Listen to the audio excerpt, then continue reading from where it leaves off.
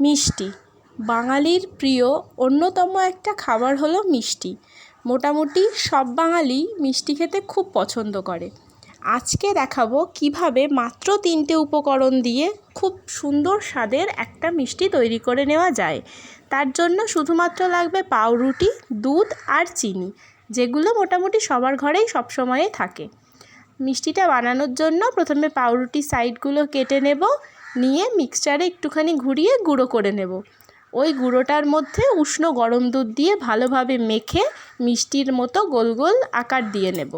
এরপর তেল গরম করে মিষ্টিগুলো ভেজে নেব, আর চিনির শিরা তৈরি করার জন্য সমান পরিমাণ জল আর চিনি নেব। মিষ্টিগুলো ভেজে চিনির শিরায় দিয়ে 15-20 মিনিট রেখে দিলেই তৈরি হয়ে যাবে সুন্দর এই মিষ্টি। রেসিপিটা কেমন লাগলো অবশ্যই কমেন্টে জানাবেন, আর কমেন্টে জানাবেন আপনার প্রিয় মিষ্টি কোনটা।